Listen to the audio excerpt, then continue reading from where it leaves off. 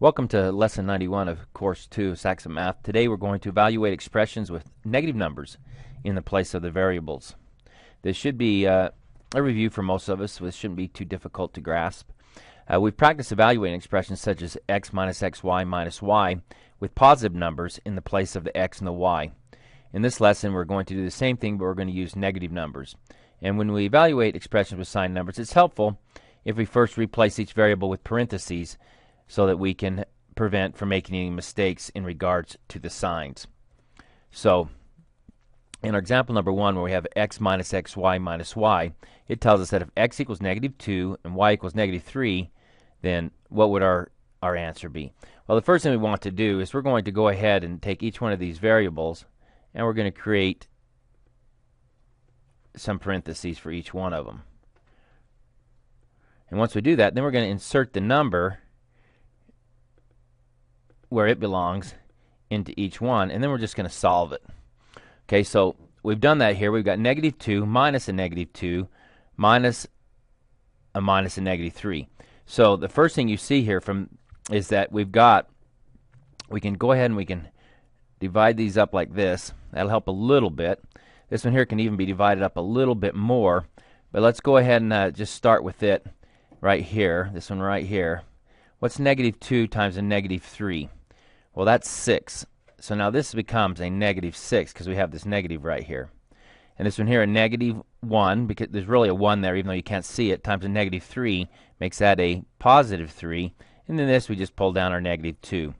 Well, if we have a negative 2 and we subtract another 6, that'll take us to negative 8. And then if we go the other way 3, that'll take us back to negative 5.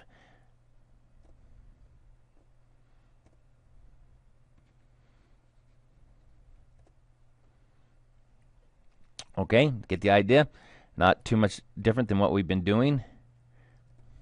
All right, let's take a look at another one. Nikki says that the solution of her equation 3x plus 5 equals negative 1. She says her solution is negative 2.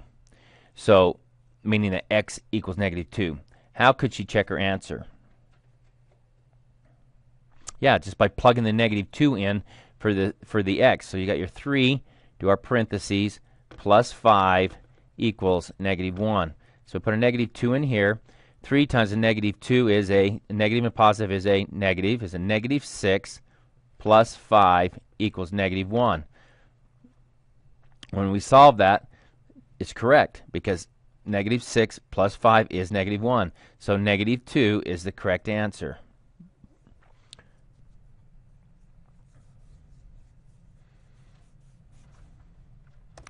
Okay, so let's see if you can do this one. Pause the video, see if you can set it up and do it. All right, so this is what you should have done. You should have created your brackets for each one of your variables. There's 4 of them there. There's an x, a y, and a y. Now we're going to take and we'll put our 3 in for our x's and put our negative 2 in for our y's. All right, now we're there.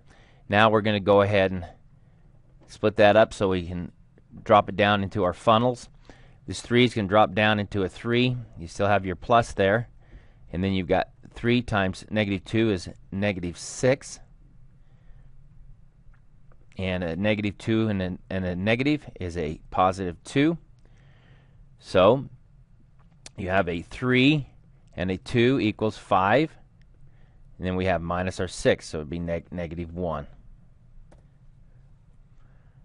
All right, hopefully that's the answer you got.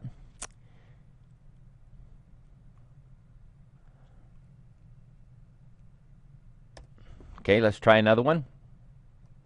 A little bit tougher. We got some more negative signs here. Pause it. See what you can do. Okay, so I've got minus. I'm going to do parentheses, plus, parentheses, minus, parentheses, and parentheses. Now I'm going to plug in my m's, which are negative 2. So this is a negative 2, and this one's a negative 2. Now plug in my n's, which are negative 5 and negative 5. Okay, now I'm at this point. I'm going to go ahead and make my funnels. Negative 2 and a negative 2 makes it a positive 2. A positive and a negative make that a negative 5. And then here we got 2 steps here. We're going to keep it together for now. We're just going to do these 2 first. A negative and a negative is a positive 2, and a positive 2 times a negative 5 is a negative 10. So when we add our negative 10 together, we get negative 15, and then we add 2 to that, we're going to end up at negative 13. All right, great. Hope you're getting the hang of it. There's your written practice. Do these tonight. Do these TIDs. Send them in to me online. We'll see you in class. Bring your questions, and we'll go over it as we work on our homework in class tomorrow. Thank you.